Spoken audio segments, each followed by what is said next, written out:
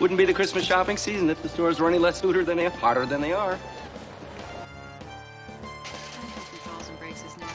I'm sure he'll fall, but I don't think we're lucky enough to have him break his neck. Shitter was full! Welcome to the good, the bad, and the sequel. This is the movie podcast where we're talking sequels, and we do it in two parts. The first, an interview with an actor, someone involved that made the film we're watching, and the second, a discussion of the sequel, what they got right, what they got wrong, and how it could have been better. Really hope you enjoyed last week's interview with cousin Catherine herself, Miriam Flynn. So cool talking about her Second City days, right out of the gate, landing a sitcom. So cool. And her relationship with friend of the podcast and one of our favorites ever, Lance Kinsey. So if you haven't listened to that yet, go back and listen to it after this week's. This is the opportunity that we have. Last year, we covered Jack Frost 2 for our Christmas movie. And this year, National Lampoon's Christmas Vacation. Before I introduce you to my partner in the sequel watching journey, I got to tell you, subscribe, rate us wherever you're listening, and also follow us on all social media at Sequels Only. And here's my partner on the sequel watching journey, Jamie Riccardi. Jamie, how you doing? I'm feeling pretty good, Doug. How are you feeling? Pretty good, man. This is not only is this my favorite vacation movie, it is my favorite title track. I like the title track to this better than Holiday Road. This is like a staple Christmas song. Yeah, it is. I mean, it's definitely a staple Christmas song. This is my second favorite vacation. Ooh, okay. I do like the first one. The first one is so original. You know, it's so good, and I love Holiday Road. I mean, so I'm a big fan. But this is probably one of my, outside of Die Hard, my second favorite Christmas movie. Oh, controversial. Some people are gonna be like, "Oh, it's not a Christmas movie." It is a Christmas movie. Yeah, they're not movie fans then. But I do have, right off the bat, I mean, I love this movie. So, I mean, and, I do have one question, though. Sure. Is this really a Christmas vacation? No, it is not a Christmas vacation. So, I mean, that's the only thing. Like, it's, this is what, the fourth one in the franchise? Oh, no, the third one. Third one, but it's four of them, right? And so 3 out of the 4, they go on vacation. Yeah. This one's not vacation. I know, it isn't a vacation. It's not even like they have work vacation. Oh, I guess they sort of do, because they're all done with work for the year. It seemed on like the 22nd. I think that's a reach. It's not, I think the titles could have been changed to something, I don't know, but I still love it. But I'm just saying, it's not really a vacation. Yeah, it's like if they would have went to one of the in-laws' houses, or if they went to Eddie's, then it could be a vacation. Right. Could have been like the Griswolds Happy Holidays or something. I don't know. But that wouldn't fit in their blank vacation. European vacation, Christmas vacation, Vegas. All right, then they should have went to Aunt Edna or whatever. What's it, Bethany? They should have went to Bethany's house. that would have been, because they could have done the same exact stuff there. They could have. Clark could, so all right, whatever. We're past that. And how about this? Lindsey Buckingham was asked to do the title track because he did Holiday Road. This is the only movie that's not, maybe because they're not on the road in this movie, really. So they're not going on vacation. But he turned it down because he didn't want to be known as a soundtrack musician. It's like, come on, man. People have careers over that. But Kenny Loggins, yes. The guy that does Toy Story, what's his name? Randy Newman. Randy Newman. So yeah, come on. But so wait, so Holiday Road is in all the other 3 movies? I know it's all in the first 3 movies. One. Oh, it is. Okay. It's in European, and it's definitely in Vegas when Brinkley comes back, when she has the baby. You're right. Okay. Yeah. Okay. And all just a cool way to kick the movie off with like the cartoon, and you have all like the little things that are happening to Santa during the beginning with the song. You know what?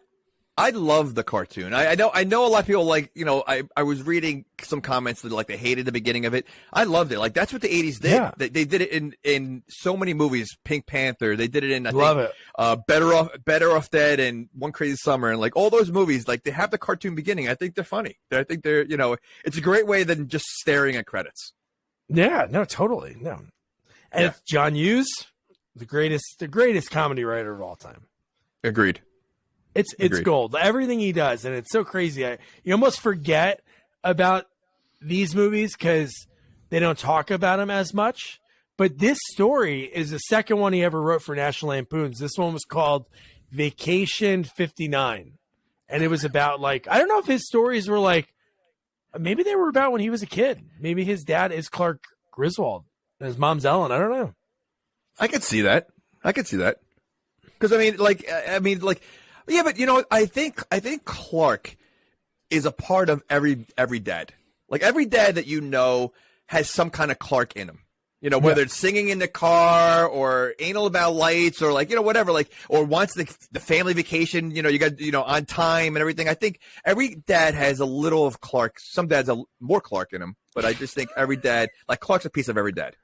He is. And the fact that this movie starts off with one of the options that you just mentioned, when it's just him belting, deck the halls with bells of Holly.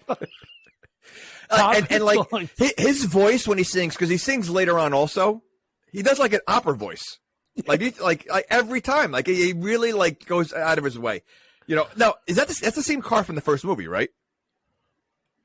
The station wagon. Is that the station?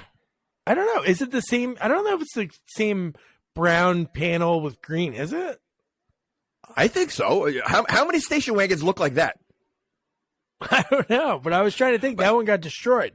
Well, that was my thing. So that one got destroyed, but this looks considering the kids are all different ages in every movie, I'm sure they have no problem having the same car in every movie. I do love that they have different kids in there. I think that's the coolest thing. I wonder if they went in thinking that. Well, obviously, if you think about them, not Dana Barron, even though she was in Death Wish 4, so maybe she wasn't available for European or the other one, but it's cool that they did do that. Well, the different kids. Okay, so but did they change the ages also? Wasn't Rusty older than Audrey in the first movie? I feel like he was older than Audrey in the first movie. I don't know. I don't remember what the ages were, but they look like they're sort of the same ages. Galecki and no, Rusty are the feel same like age. I think she looks older in this movie. Juliette Lewis looks way older than Galecki in this movie. Well, she is older, because she supposedly is hooking up with college guys.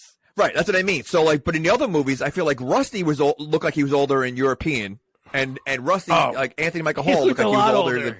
That's what I mean. So not only is it they're different ages, but they keep changing who's older. Do you think they're the audience won't, they can't tell the difference. I think that's the joke. I think that's what probably John Hughes and Harold Ramis, these people thought about it, and Chevy, hey, wouldn't it be funny if we had these kids that pretty much the only time they really age, and they don't even, in Vegas Vacation, Audrey's a little bit older than Rusty in Vegas Vacation because he needs a fake ID and she doesn't. Right. But they also got backwards because Rusty gets younger in this movie. He does. He's really young. Okay. So they obviously didn't know they were going to have 3 or 4 vacations. So I wonder what was their thought behind the second one? They couldn't get the same 2 kids, so they're all right, let's just I wonder how that process. And then when they realized they couldn't have the same 2 kids, they're all right, you know what? Let's run with this gag then. I don't know if that was the original plan, to have it a joke like that, but I think they kind of was forced into that joke.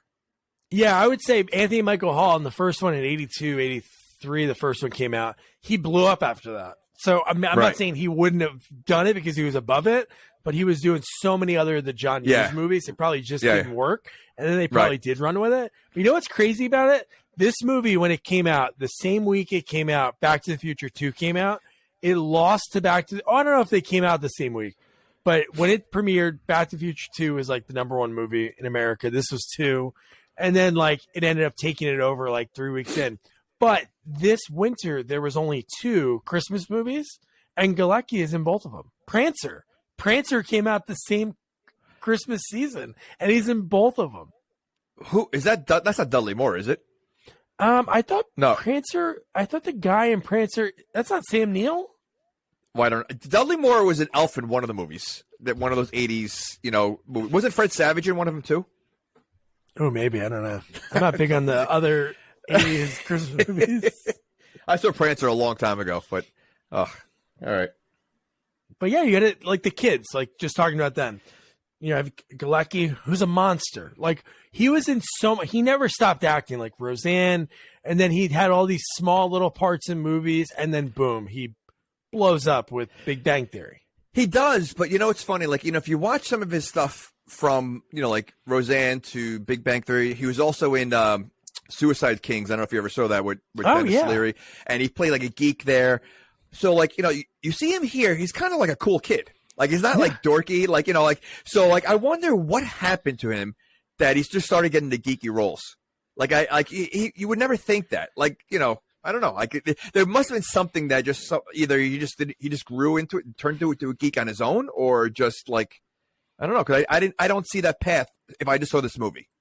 Yeah, well, I guess Hollywood, as soon as you do that one role, I don't know if he's like a geek and Prancer, but you get that role, you stick with it. Like Dean Cameron. Dean Cameron was the number one on the call sheet just from summer school. If there was a role like that, he was the first one to read for it. Well, so I guess look at Anthony Michael Hall. I mean, how many movies was he the geek? You know? Yeah.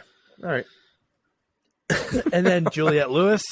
I think just what she's done and the way she's transitioned, even in like the last like 5-6 years. Yeah. Some badass cop roles that she's been in. Well, she's in a big show right now, Yellow Jackets. Yellow Jackets, yeah. She's great. And just the way this movie jumps right into it, you know, like he's singing Deck the Halls. They're going right to, you know, buy the Christmas tree. Well, and you have the road rage first. Yes, the road rage. Okay. And, I think we've all had that road rage before, and Clark's such a dork, you know, when he does it, but like, it was very funny. Like, and here's a fact that I heard, that the truck used in that road rage was the same truck from Overboard. It is. I read that too. I love that you say you heard it. Like you have an assistant that whispers things in your ears. I have a lot of connections in Hollywood.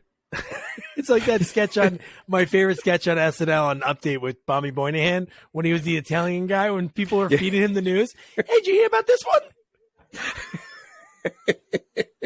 That's what that sounds. You know, I heard it. I heard from someone.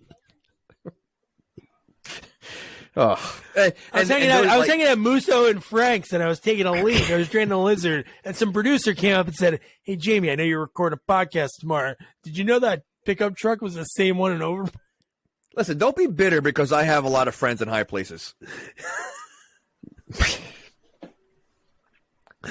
Oh man! And this scene when with the trucker, the way he's gonna pass the truck with the road rage, when he's getting ready to go under, that like happened in New Jersey like 2 weeks ago. Not with a logging truck, but somebody pulled same kind of thing under a tractor trailer. They got stuck. The trucker didn't know that they were under. Other people called the cops, and luckily the car still was going with and it. the car was still driving underneath the whole time. Yeah. Because, you know, I was watching this movie. I'm like, how is that possible? How are the wheels on the truck keeping up with the car? Like, without, like, I just felt like it was a funny stunt, but, like, I was wondering, can that really happen? And I guess it can. Yeah, if you get stuck and you're pressing the gas long enough, or even if you're just smart enough to pop it in neutral, you're going to go the same speed as the truck. Okay, so that was a huge truck. How did Chevy Chase not see it? Well, he's a doofus. He is. But if you watch the movie, he was literally looking straight ahead. So, I mean, like, it wasn't like he was, like, reading the paper or the map. He was literally looking at the road. That car, half the truck was ahead of his car. Yeah, I know. So, I find it impossible that he did not see that truck. He was filled with so much rage from the rednecks outside of Chicago. It just blinded him. I don't know if there's rednecks outside of Chicago. I'm sure there are rednecks everywhere, but he was filled with so much rage. And talk about a guy that is a horrible driver. He trashes cars in every movie. Did he trash a car in European? I'm sure he did. But the little car, yeah. Is he a horrible driver? Because it seems that every time he does go off road, he lands exactly to the place where he's supposed to be. Because in the first one, he lands right at the motel. Yeah. In the parking lot. Here he lands right where the trees were. So is he really a horrible driver? Because you're forgetting the part where he drove off the road in the desert in the first one and needed to be towed away. But Okay, so 1 out of 3, he doesn't make it. But too, he still makes it to where he needs to go. Yeah.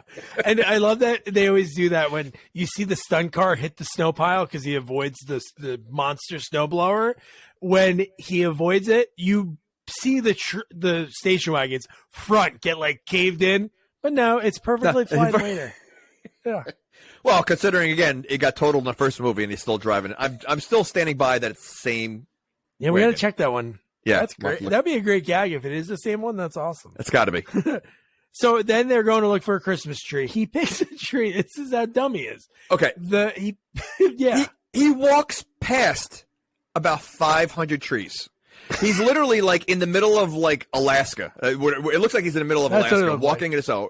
And on the outside of where they were walking, there were rows and rows of huge trees. So why, like, what was he like? Did he know that one huge tree was going to be there? I don't know, but I love it. It's like, oh, what do you mean, Dad? For outside the house? No, in our living room. And the fact that the tree, when he gets it inside, that tree was bigger than their house. Oh, it was so tall. It was like when like Alice in Wonderland, when she grows, that her foot goes out the door, her hand goes through the window. Like this tree went to every single way out of the house as possible. But okay, so when they get there and his whole family is freezing, the kids ask him, or I forget how it came up, that he doesn't have an axe. Yeah. So tell me how they got that tree out of the ground. Oh, I guess he walked all the way back to the car and froze his ass off. No, or they dug it out with his hand. And have you ever taken a tree out of the ground? It takes forever. We did it 1 year, and I've always wanted to do it again. But then I remembered how much I hate it, crawling under the tree and using a little saw. And how big was the tree? Was it small? Oh, it was a small tree. Okay. I mean, I took a bush out of the ground, and it took me forever. So can you imagine taking the roots of that humongous? I mean, like, that is a humongous tree. I don't see that happening. That could have been a good bit if they left him there, and then you saw the calendar change, and he's still there, he's sleeping there, and he keeps doing it. But one of my favorite lines is when he looks at. Oh, yeah, no good. No, as I said, when he's talking to Audrey, and he goes, "Isn't it a beaut, Audrey?" And Ellen goes, "Clark, she'll see it later. Her eyes are frozen." and it literally looked like it was like ice all around her eyes, like they were like really frozen. And have you ever picked up like a log from a tree that's like really thick? Like they cut down a tree from my house last summer, and like they cut it into pieces, and I'm trying to move it off my grass. I can't even move like part of the tree that was like cut into a log. They dragged this humongous tree themselves through the snow that was so deep that it was like up to the knees as they were walking, and they were able to get that tree to their car. And not even that, get it to the car and then lift it 6 feet to put on top of the car. And that car was able to hold that? Yeah. You think that they would crumble? How are they getting it to the front house? The front door? There's no way. A lot of questions about the tree. Lots of questions. And now we got a lot of questions about, I think the people that are like, they're always labeled when you watch the movie as like the bad neighbors and the a-holes, but Todd and Margot, they are just trying to mind their own business. They're typical 80s, high fashion, new technology. We hear CD mentioned. They're wearing the shiny, like silver workout suits. They're the sweat. Yeah. But they look like they don't belong in a neighborhood. Like they look like they belong in a rich area. Like they're way too proper and fancy to be in that neighborhood. They should be in downtown. They should, but Clark does have a big house. Now, is this the same house he had in the first movie? Like, I think they only showed like one or two like rooms in the first movie. Like when they were playing the video game, when he was trying to like do the. Oh, you heard about when he was showing his trip for the and then Rusty, the car? Yeah. I guess I don't know. I feel like the other house, if I can remember correctly, the garage was on the left. I'm just remembering because I remember when he pulls the family truckster in, and I just remember being on the left side of the house. We'll go to the videotape. I have a good memory like that. All right. And this one is on the right side. Okay. All right. So then he moved up because this house is pretty big. It is. Okay. Well, no, what are you talking about? He's in the food additive game. That's where all the money's at, man. Oh, okay. All right.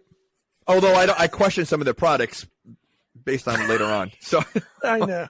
But yeah, Julia this time. And I don't know, was Nicholas Guest the guy who played Todd, was he on SNL in those years too, or just Chris? I think just Chris. Okay, but he I don't looks know. just like him. At first, I thought it was Christopher, and I'm like, he looks a little different, but they were great. They're dynamic, and Julia. Well, she's awesome. the Like, best. and she's so funny. I mean, like she controlled as the neighbor. She was the highlight. I mean, she was so funny. Yeah. Like, yeah. Oh no, but like I said, they don't belong. I like the one line they said to him, like, where are you going to put that tree or something like that? And Clark goes, "Why don't you bend over and I'll show you." And then he's like, "Oh, I'm not going to do that." He's like, "Oh, not you, her." Clark does have a couple of good lines here. I mean, it's pretty funny. Oh, he has so many great lines in this whole movie. He's Yeah. so funny. And I think one of the underrated jokes, I love when we do these comedy movies, especially one like this, because there's a lot of not like jokes with lines. There's like those little jokes that some people might not like as much. I think one of my favorite things, like the drinking problem in Airplane 2, was the sap. After he finally gets the tree in with the chainsaw, and when he is doing the magazine and she's ripping everything off, and when he goes to kiss her goodnight, his hair stuck lamps. So how did he get his clothes on then? Or was it sap? Or like what kind of magazine was he looking at?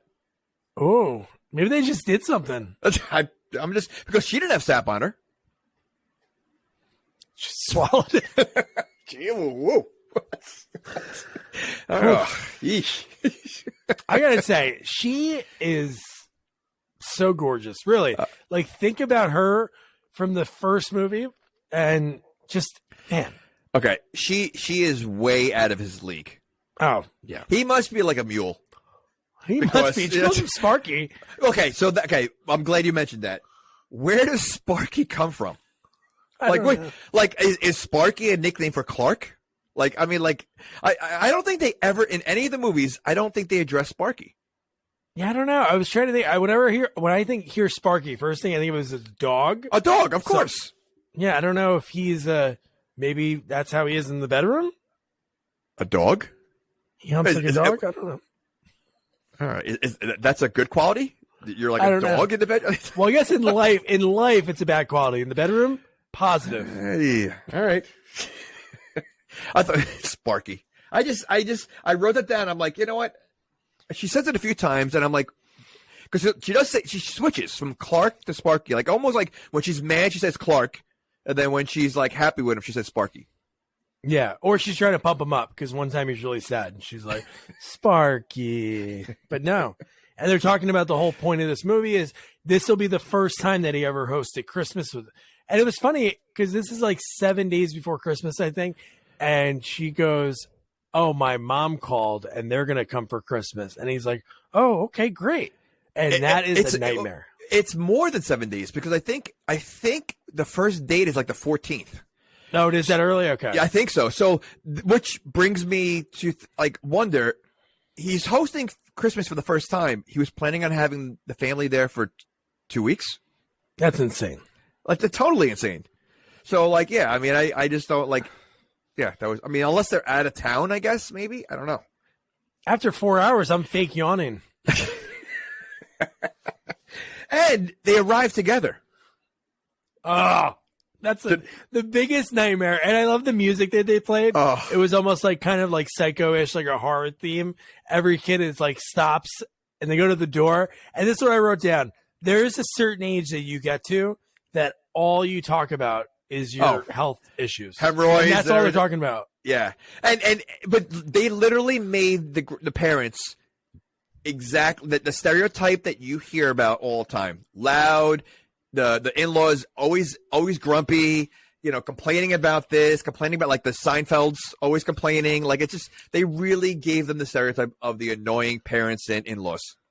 Yeah, and the mom, Clark's mom, in real life, she's only 8 years older than him. Wait, they Clark? Yeah, they made her look older, but she's only an 8-year difference. That's hysterical. Well, Yeah. Estelle Getty was the youngest one of the Golden Girls. I know, that's the best. So then we talk about his career. We see him at work, and we see him with a great character actor. I should have. William Hick. Oh no, not William Hickey. Well, Sam McMurray. Sam McMurray, who's like so great. He's great in King of Queens. Addams Family. He's King also of Queens. King of is Queens. The boss. Yeah. Yep. Yeah. Yeah, no, he's so So, funny. do people do that at jobs that when you can get a big bonus at the end of the year, when you're asking them, what will you do with it? That was like, I'm like, whoa, dude, back off. And at this point, shouldn't you know if you're getting a bonus or not? Like, well, he thinks he is. no, Everybody no, he is definitely under the thinks he is. impression. But I mean, Yeah. that's what I'm saying. Like in real life, when you're at your job, you know how the company's doing. You know how your individual, like, you know if you're getting a bonus or not because you got to count on that money. So Yeah. the fact that he thinks he's getting it, and based on all the things that he plans on doing, and we find out later on, how big does this bonus does he think he's getting? Because it seems like it's a massive bonus. And Well, for back then, The pool, he put down a $7,500 deposit. correct. So that must have been, let's say if they wanted you to put 50% down, 15 grand, his bonus for being a food additive specialist. Not only that, he also offered to fly everybody back for the grand That was opening. insane. Okay, That was so insane. I mean, how big of a bonus was he expecting to get? Especially the nightmare last 10 days that you have. You're going to bring all these people back? Money changes people. That is Money. true. Then we get Brian Doyle Murray as the boss. He has a ton of credits, but just thinking about Caddyshack, Wayne's World, he just plays this role as like the dick. So perfect. Always. And I love the fact that he doesn't know Clark's name. He I calls love that Clark about running 4 different gag. names. Yeah. And one of them doesn't even sound like Clark. Like, I think once he calls him Mark, but then there was one like he called him like Nick. Like it was something like just so not Clark. And then you have the Chevy, his like, I'm sure it's not riffing that he does sometimes, but when he's like, Oh, kiss ass sniffer. I'm willing to bet. No, he goes Merry Christmas or God bless you, God bless him, God bless or something like that. I guarantee you he made that up on the spot. Like I could see a lot of his rants. I bet you he made up on the spot like that. Well, I have like, a funny story about the rant that is pretty cool. Well, two of them. When the happiest Christmas, and then the other one later on. Like he has two big rants, and I bet you he made some of it up because that's what they did back then, and he was so good at it. I could totally see it. No, so good. And then we get him, last minute Christmas shopping, looking for something for his wife, and man, this scene. Can I show you something? So great. This is like one of the funniest scenes. She's gorgeous. I was just smiling. I'm just browsing. For your wife or your girlfriend? This is such a great scene. It is. His wordplay is What? phenomenal. Oh, what happened? Like, do you think he made any of this up? I think he probably wrote down like real things that you would say to a Wouldn't be any- counter girl and just made it so they were like about Wouldn't be the Christmas boobs shopping and season if the her stores body. were any less hotter than they are. Yeah, but I can see, like, picking up the underwear, I can see You him have your making coat that up. on Yes. Oh, do Like I? that part. How did that happen? because it's cold out. Yes. It is. It's a bit nipply out. I mean nippy out. I love when he loses it. What did I say? Nipple? There is a nip in the air, though. Can I take something out for you? And then obviously that scene's so long I couldn't do all of it. But how about when Jonathan Galecki comes up? Do counter girls? I know maybe they make commission on it. I don't know how much, but do they really show almost their ass? There was.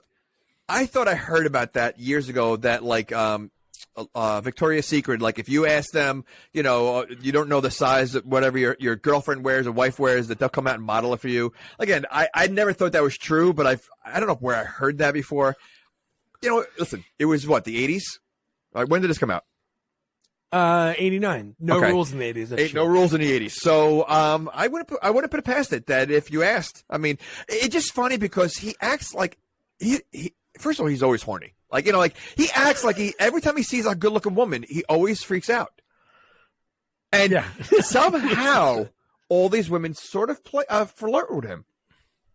I mean, it started off with Christy Brinkley, which you're ridiculous, and this every movie is a girl flirting with him. Well, it works. Maybe not this girl. Maybe he has that it factor because look at his wife. That is true. Okay. He has that thing. He does. He must have that thing. Or maybe he just wears tight pants and they can see it. Like, I'm going to flirt with this guy. I don't know. You're right. Every movie. I don't know. European, is Christy Brinkley in that movie?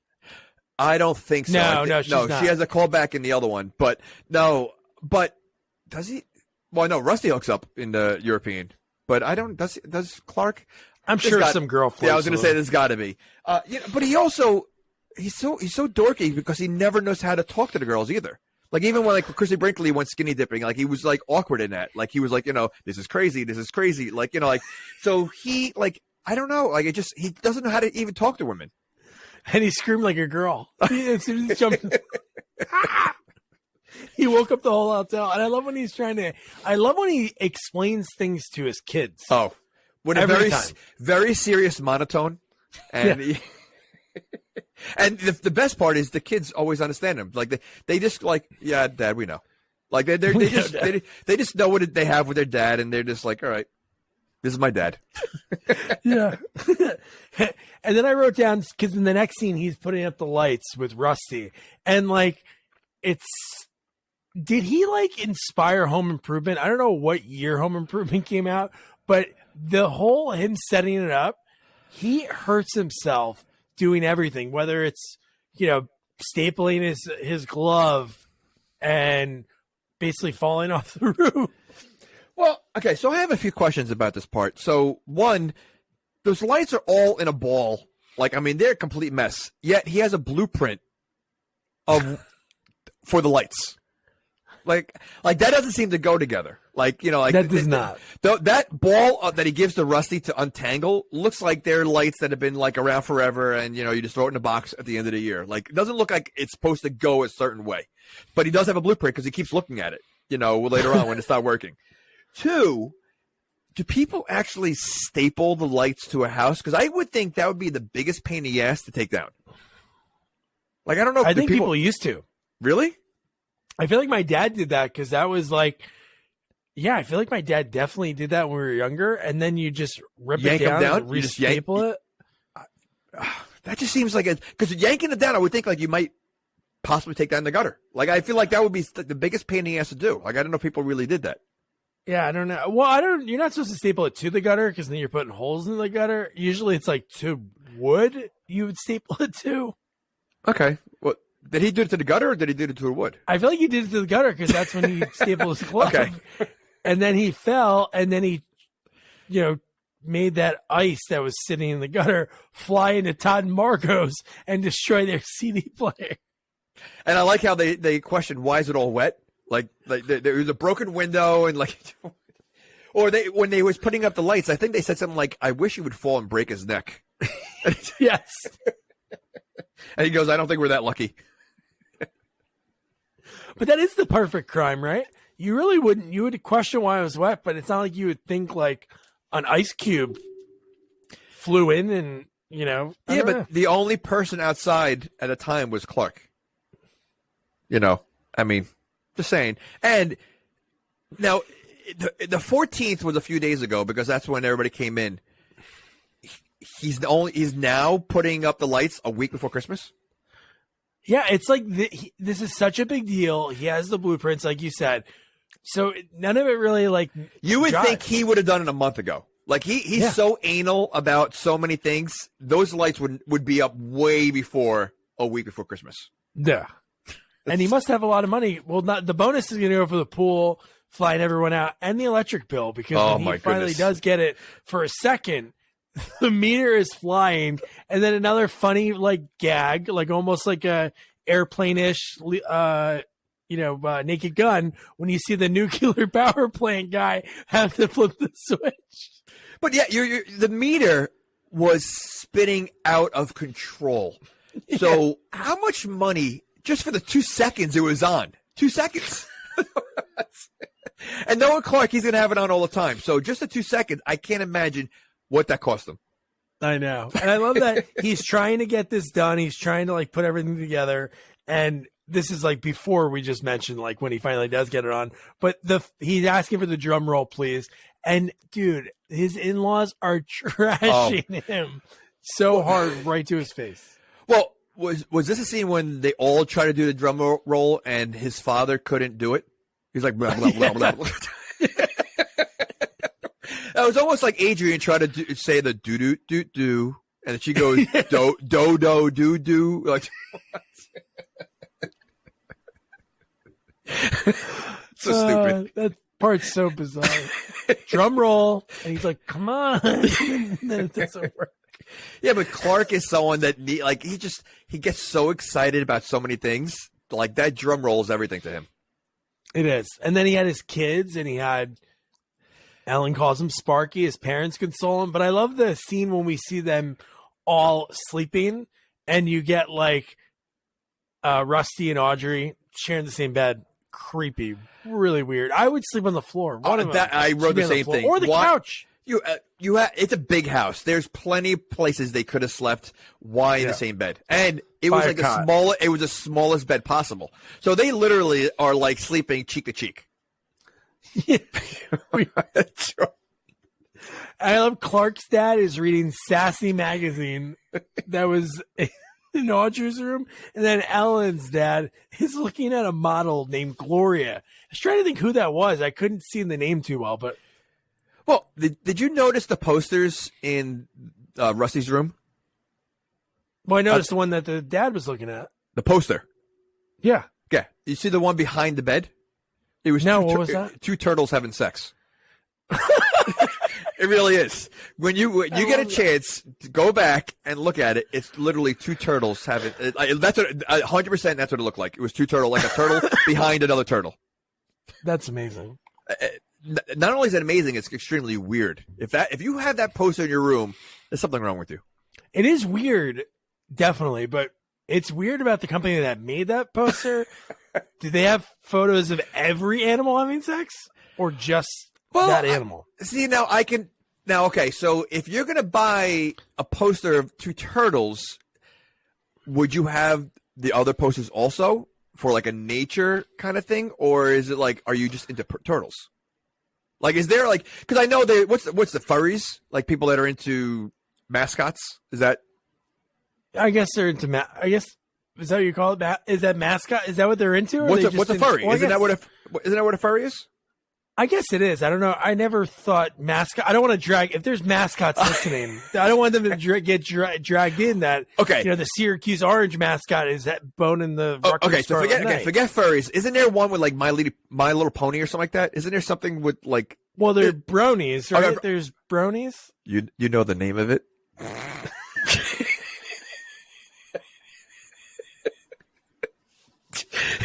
What a weirdo. Weirdo. Well, you knew the name of it. So, you know what? I'm just saying you might, are you a brony?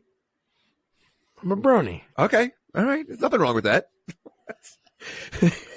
Brony chapter 714, Jersey. You're the head brony. You're the chief I'm brony. almost the head brony. I got to put in 2 more years. Chief brony? Is that what you said? Chief brony, not cheap. Brony? No, that's what I meant. Chief Brody, like Chief Brody. I thought that was a Jaws pun. No, but it could be. I like it. Okay. So then we get Clark when he's hiding the gifts in the attic, which I get that you're going to do that, but you got to know that that's an unfinished attic. It's dangerous to walk. You have to stand those little planks, which we see later that happens. Why does he have to hide them there? Well, yeah. I mean, why does he hide it there? But there's so much stuff up there. So I would think that why can't you walk around? There is literally a whole room of stuff. Oh, yeah. So like there's a lot of weight up there to begin with. So I get why he's walking around. Like he's not being careful. But why are there like planks just laying around for him to hit like left and right? Like that scene when I think he got hit like 4 times, right? Yeah. Was it just? And again, it's typical Chevy Chase, and as silly as it is, I laughed the whole time because it is funny. He's so great at that. Yeah. I love when he's putting the gift, when he's putting Ellen's gift, and when he's putting it away, he sees a Mother's Day from. Oh, I think that was for his. Was that for his mom? I think it was for his mom. Okay, because I think that was that his childhood house. You know what? Maybe because they had all the tapes there, so it probably was. Because they had yeah, you know, I didn't even think about that. Yeah, because that was a really old. Like I can understand. I know they could be around for a while, but Audrey's 16, I think, 15. So I'm not saying it couldn't have that much dust, but it was like so much that you would think like it was 50 years old or 40 years old. It was probably to his mom. So he looked. It was a little touching. Their parents had money. Wait, well, they probably So what, you think they gave it to the house to Clark? Maybe. All right. They love him. He doesn't have any siblings. He's the only kid. Is he the only? Yeah, he is the only kid. That makes a lot of sense too, by the way. He seems like a smart. People don't make a lot of money. Here's a house, son. You had your preservatives. Okay, so if he was an only child, that's a pretty big house for 3 people. Right? All right. So many. So then he gets locked in the attic because there's a draft and Doris Roberts sees it and slams it shut. If an attic stairs are down, you're not going to yell up. All right, is anyone up there? Like you're just going to close it up as if no one went up there because the ladder happened to be down? I would, but she's a monster-in-law, and I don't think she would do that. She just cared about her coldness. Okay, so how about the second that the door closed, Clark could yell. She's not going to hear him. It's not soundproof. He makes, there's a lot of mistakes in this part that he easily could have helped himself. And we'll get to that. What are you talking about when he opens the window?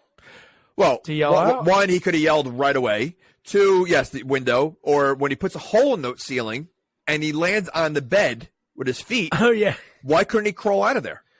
Yeah, he could have just. You're already going to have to replace that sheetrock. Correct. So he could have just ripped it all out. Yeah. Right. Yeah.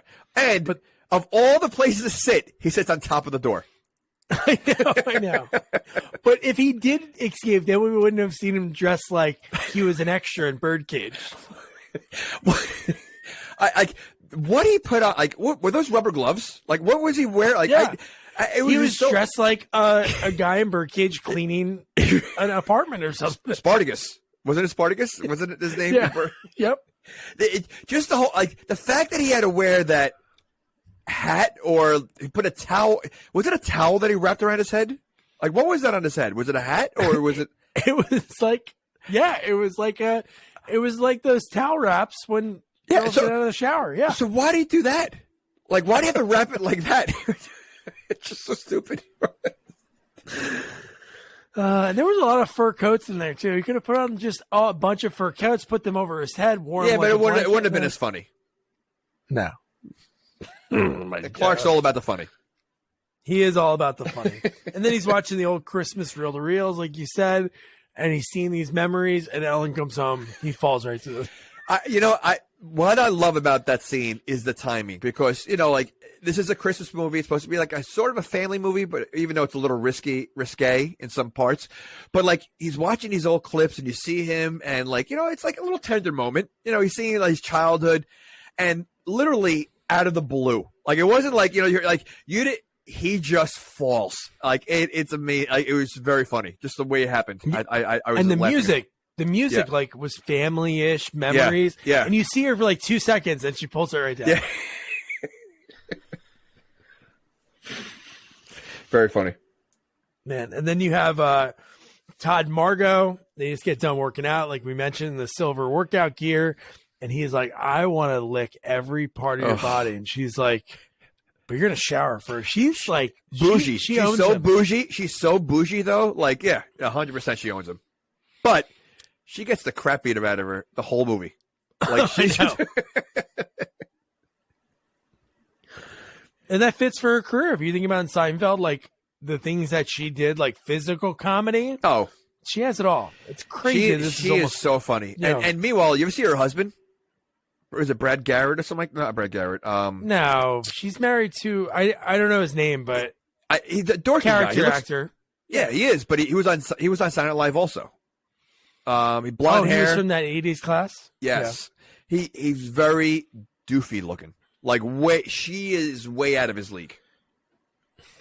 But I think his nickname is Sparky. So, that explains things. So then you have him trying to fix the lights, trying to figure it out. Earlier, his dad said, okay, you know what? Bulbs. Check every bulb. And he's like, I checked them. I checked every bulb. I checked them all. Did he check them all? I mean, it's a lot of bulbs.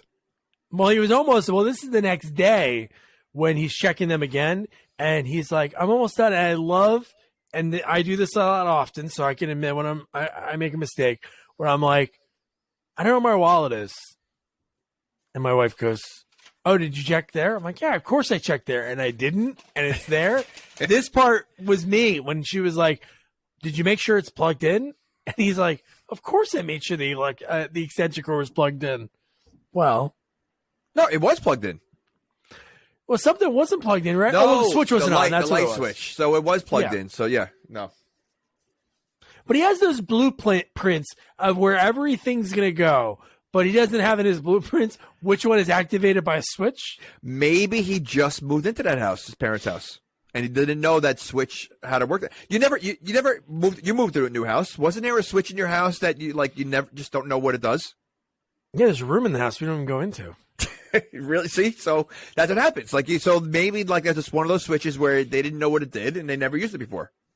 God, I don't want to go off on a tangent, but Married with Children, that's the funniest bit ever when they have the light switch going upstairs and they do it and nothing happens.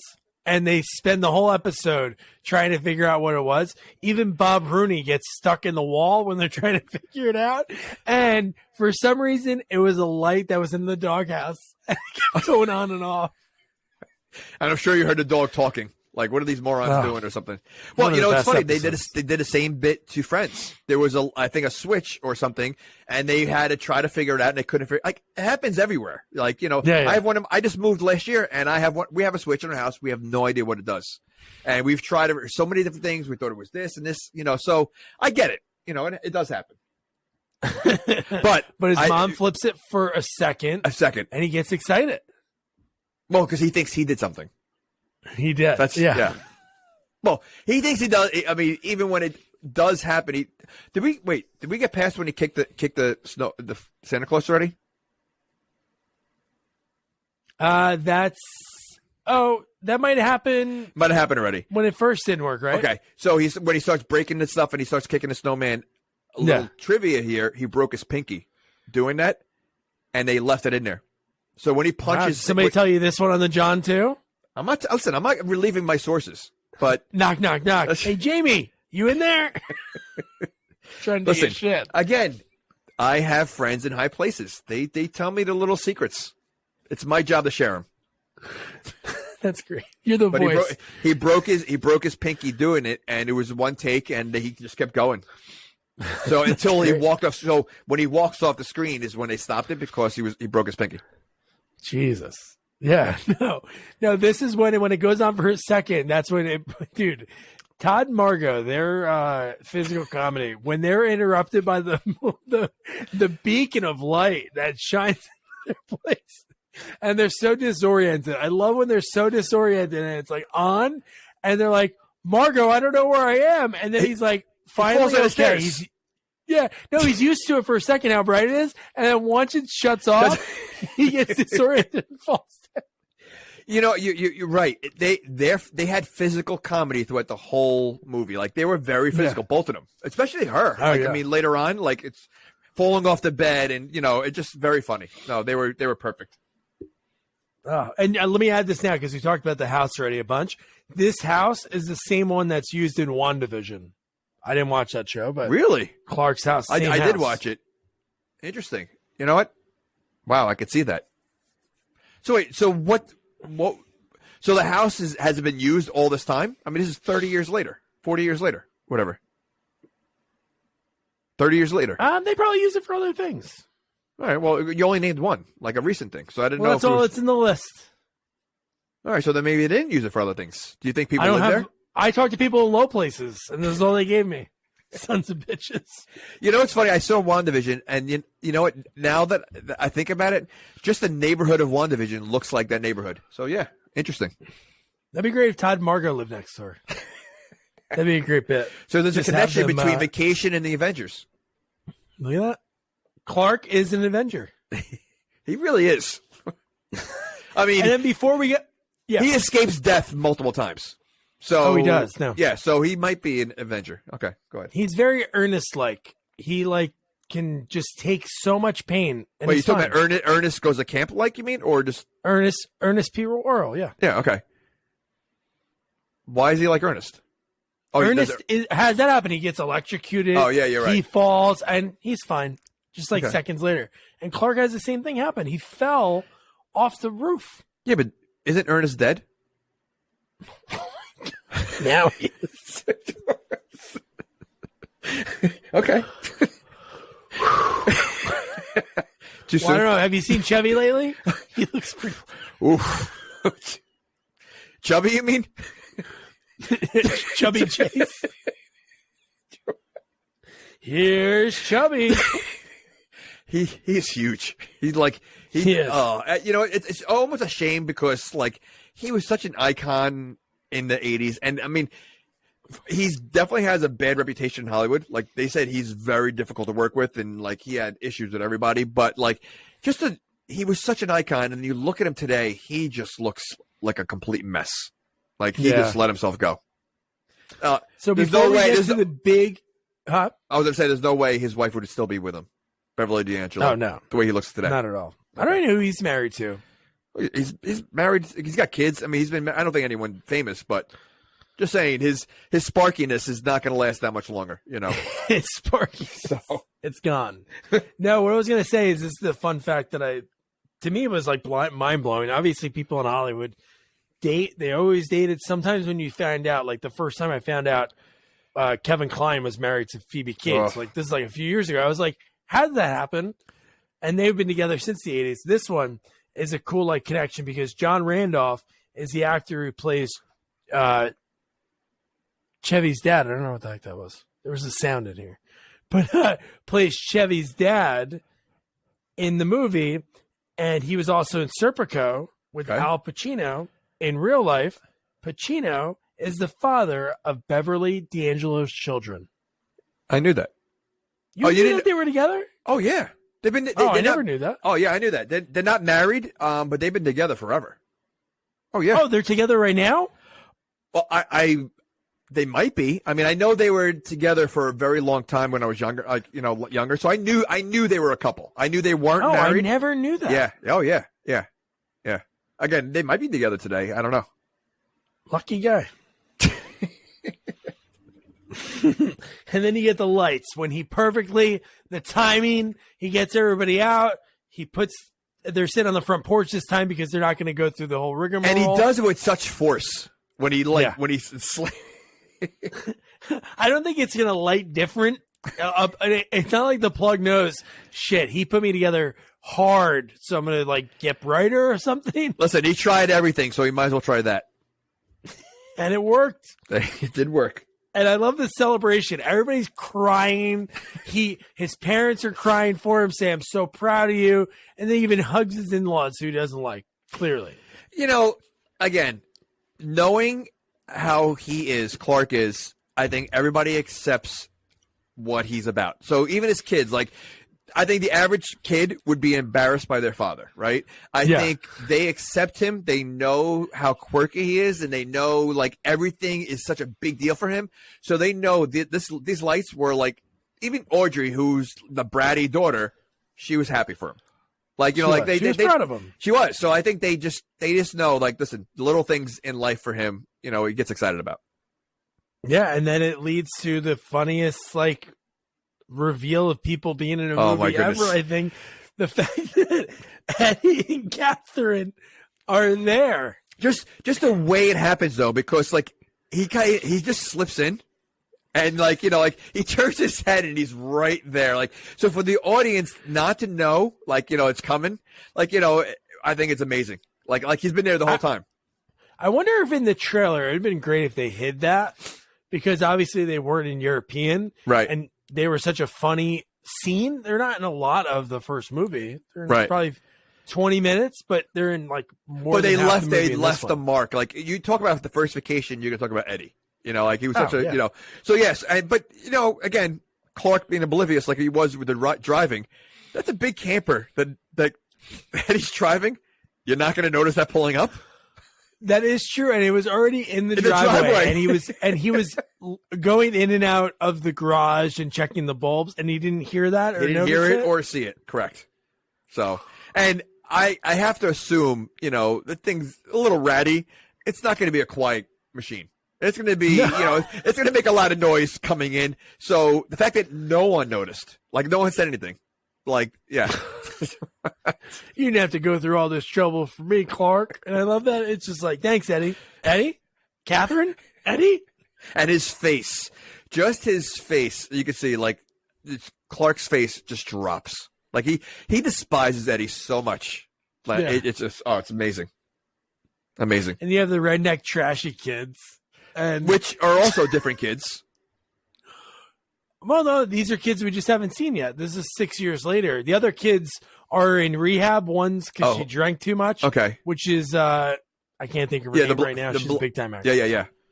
Well, And the other kid, the boy, they say a comment about too. Oh, he joined the circus. okay. So, but in the first movie, didn't one of them didn't have a tongue and she couldn't talk? But she Right. whistles like a bird. Right. So how come this kid doesn't talk? Because the boy doesn't say 2 words. He does not. Well, Does he also not have a tongue? I think he says one word when they see Santa or something.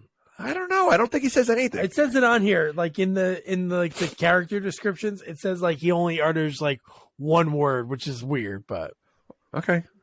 All right. Rocky, Rocky, who Eddie says, "Whoa, I wouldn't kiss him." He has this lip fungus, and then Ruby Sue, she was kicked by a horse because he said, "Oh, she's not cross-eyed anymore," and the horse kicked her, and now she's fine. All right. So that's okay.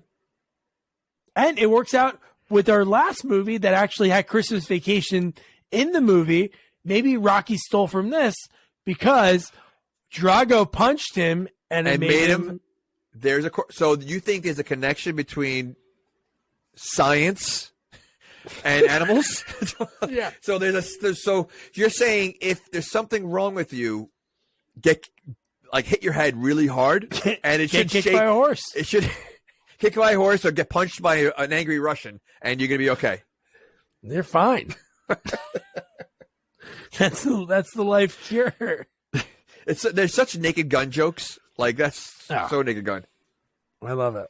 And I love that every line they're together, like all their scenes together, just their back and forth or I love that Eddie's oblivious, not knowing that he's just like this Tasmanian devil, like bull in China shop. And Clark just talks under his breath about him. Oh, well, you know what it is? He's like a big child, Eddie. Like he's oblivious. Yeah. He takes everything for what it's worth, like or not what it's worth. He takes everything for face value. So and so like he just doesn't understand. He's such an idiot, obviously. And Catherine is so quiet and just goes along with it. And it's just funny because Eddie's like a big man child. Yes. He really is. And it just he says whatever's on his mind, like when he talks about the dog that has like the snot, like the drooling, the snot. No, the he's called Snot. No, that's what I mean. The dog is named Snot and has the mucus disorder, and the fact that he stares at it and he goes, "Dog's got one hell of a set on him."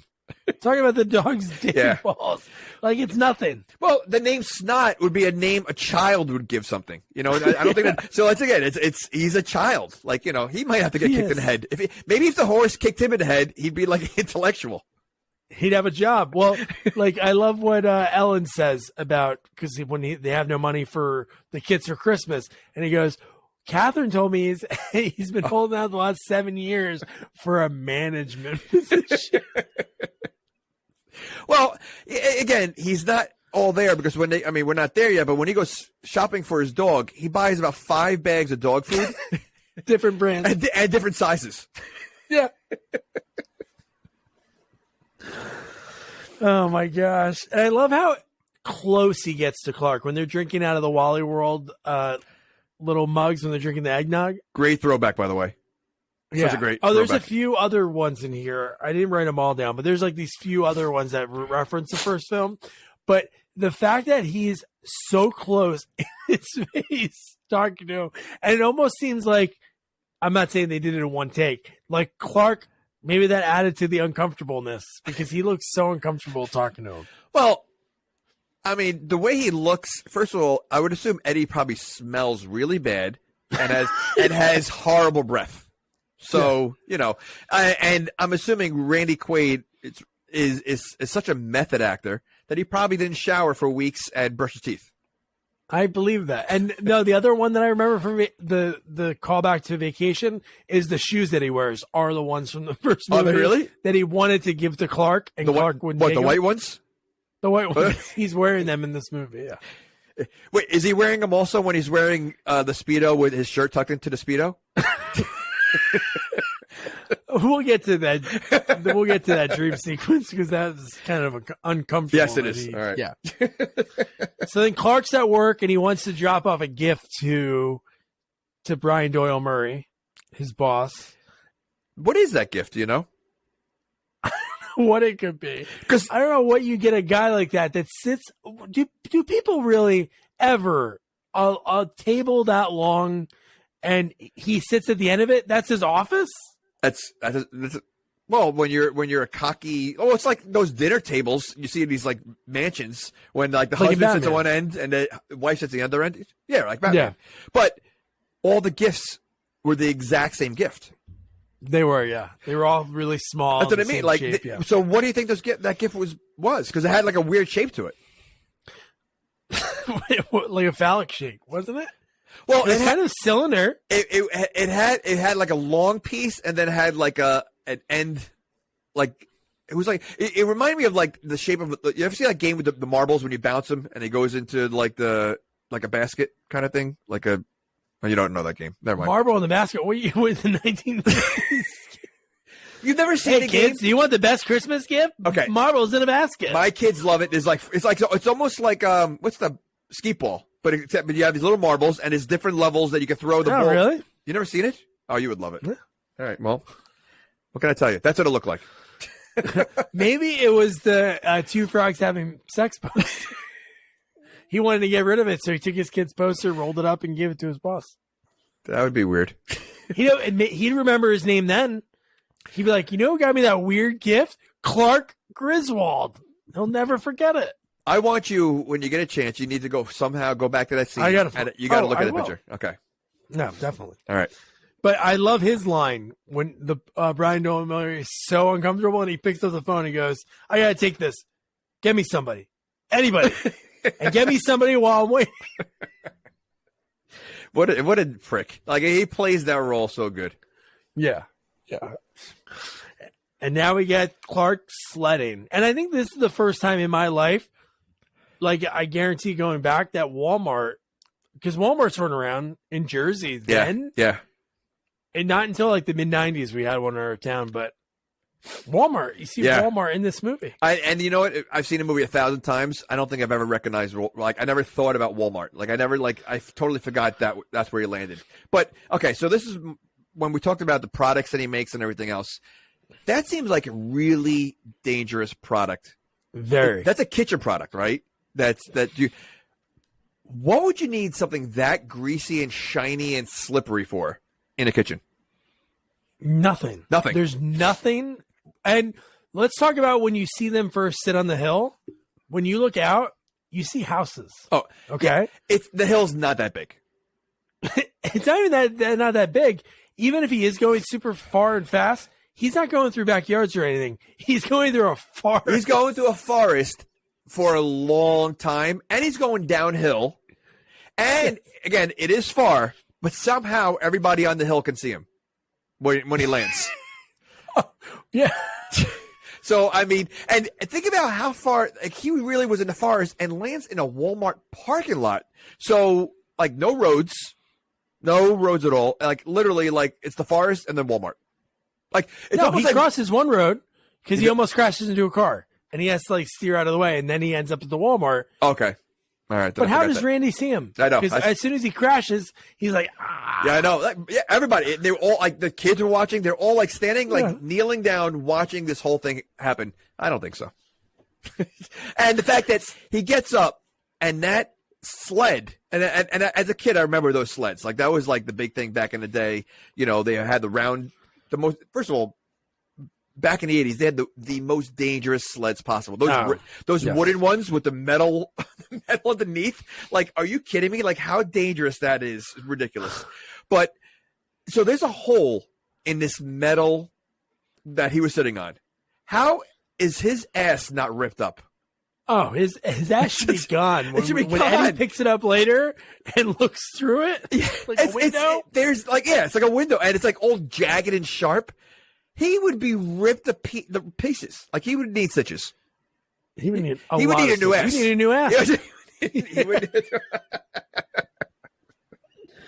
So now we get to discuss the one scene in the movie that I wanted to talk about.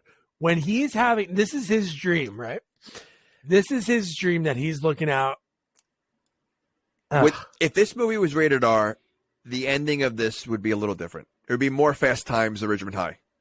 Yes. And I honestly, I thought that's what was happening at first. You know, when you first see this movie, you're thinking that's exactly what's happening. You know? Oh, yeah. But having the little kid there kind of like makes it a little icky. You know, like, you know. It was a really weird. Yeah. But I mean, this scene is just, it was very funny. I mean, the girl, ridiculous. But when Eddie comes out there in his cheetah Speedos, right? Cheetah, with his guinea tee, I think he's wearing a guinea tee, tucked into the Speedo. You see it below the Speedos. So 100%. Yeah. It's coming out. Yeah. All the way down. And I think does he have flippers on? Or he has flippers on the diving board. And this is your dream. In your dream, you're going to have your in-laws there and your parents. It should just be like you and your kids and Ellen. Okay, so yes, you're gonna have fine. You know, maybe just happy that his family's there. I could see the in-laws, but why is Eddie in a Speedo? I mean, he barely knows Eddie till the first movie. Like, I know he mentions him like, oh, your cousin Eddie. It's been a long time, so he probably's never seen Eddie in a bathing suit ever. So why is he picturing him in a Speedo? That is true. I mean, so that's weird. And he's still happy. He's smiling the whole time. Like, that would to me ruin. Like, he has the girl there. Was Eddie after? No, Eddie was first. Then the girl. No, the girl was after. Okay, the girl was okay. That makes sense then. Okay. All right. That would have been funnier, I think. Obviously, we had the Fast Times ending, the way they did her going up the ladder. You think that's going to happen? But that would have been funny if, almost like in Happy Gilmore, when Shooter McGavin ruins his dream the first time and he starts making out with the grandma in the kiss mask. That'd be great if they show the girl on the diving board. Eddie comes up, pushes her in the water, and doing the same thing. Well, this happens in so many movies. It happens in, I think, Dumb and Dumber, when he's the lights, like, which he takes the top off and it's the headlights of the car, like the car, all those movies, like, it's always like right the last second. But we do get a little bit of side boob. You do.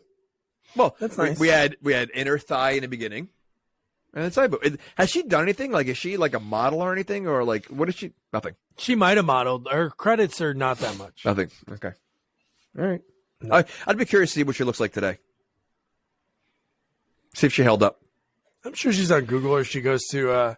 I would think, because it's such a big scene. Like, it's such a memorable scene, Christy Brinkley, obviously married to Billy Joel, modeling career, but if she didn't have all that, she would still be known. Oh, yeah. Yeah. Wow. Man, and then the fact that, Eddie's daughter comes in, and then she talks about, my dad said that Santa's not going to give us anything this year. And this is another funny airplane joke. When she's telling the story, she says, "Are you Santa Claus?"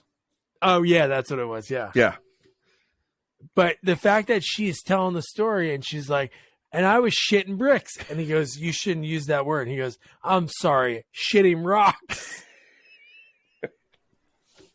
That is a total airplane joke. So good. That's man. Awesome. These movies really gave John Hughes the opportunity to use like that National Lampoon humor that he wrote years before. No, obviously he was writing family and teen movies. Such creative writing. I mean, it just they don't make comedies like this anymore. They really don't, and it's a shame because the writing is so good back then. All those lines. I mean, everything from Better Off Dead and Breakfast Club and all. They're so good. Like they don't do it anymore. Yeah. And then we get the morning scene when the famous, the shitter was full when he's looking at Clark. I did laugh at this because he says the shitter is full about 4 times because he also tells the neighbors and again he's out there. He's wearing, I guess, tidy whities with a robe, or like, what is he wearing? Because he's wearing with like a nothing. robe and that like bombardier winter hat, which is way too small for his head, and the robe is way too short on him. Like it's literally like it's up to like it's almost like crotch area. Yeah, and it's a fart version of, and you hear fart sounds sort of throughout the whole thing. Oh, it's Rudolph, and it's like fart sounds.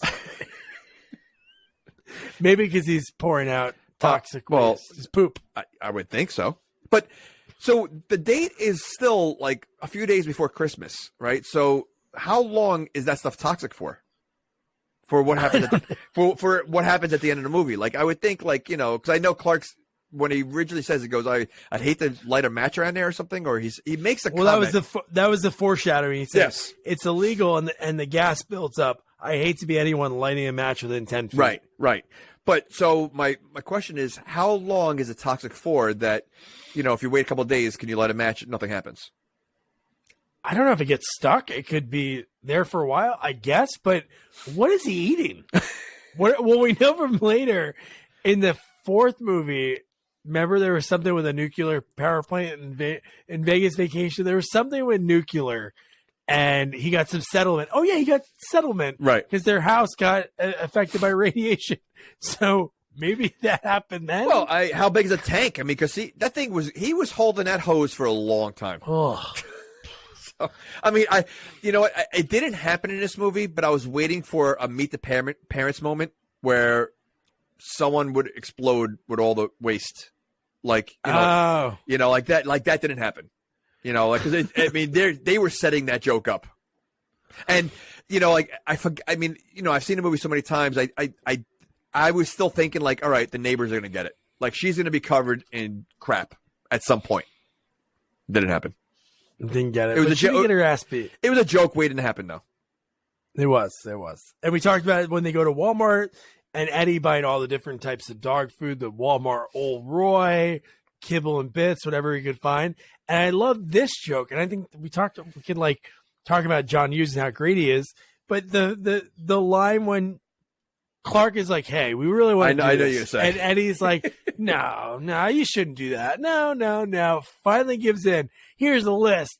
Catherine's on the top. It's an alphabetical order. And then Eddie goes, Clark, I want to get you something. With his own money. Really nice. And he does that face, real nice. But his own money. Like, yeah.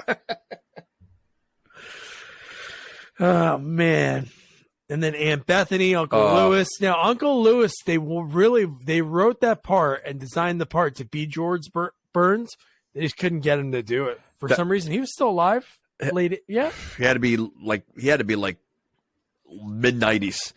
Yeah. But so why does Uncle Lewis sound like Gilbert Godfrey?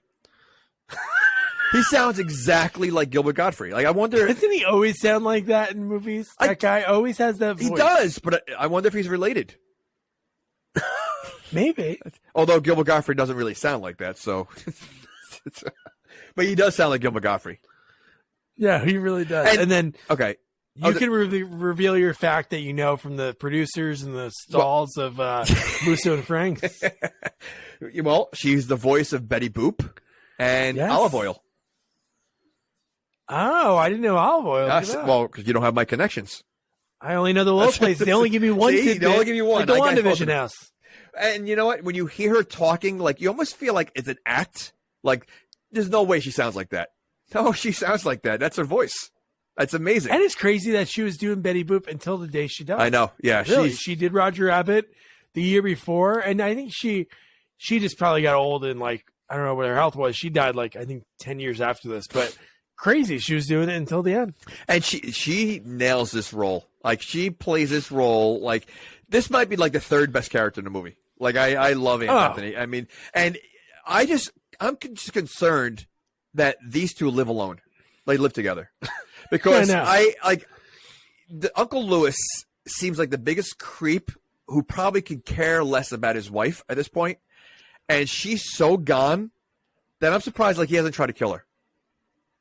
Like he can't take it anymore. Like to trust those two together alone, I wouldn't trust them. The fact that she wraps the cat as a gift and she puts kibble and she puts the cat food in the Jello. In the Jello. And Eddie, when the present was leaking, Eddie comes over and licks it. And he goes, "Ooh, Jello." So it's something like that. And later he's eating the Jello and he likes it. Yeah, he has with the kibble and bits. He's crunching it. Well, based on the stuff he probably eats back home, that's probably a high end food that he's eating. That is, yeah. And then when he asked her to do the toast because it was she's the oldest one, 80th birthday. She's like the oldest one, and yeah, something like that.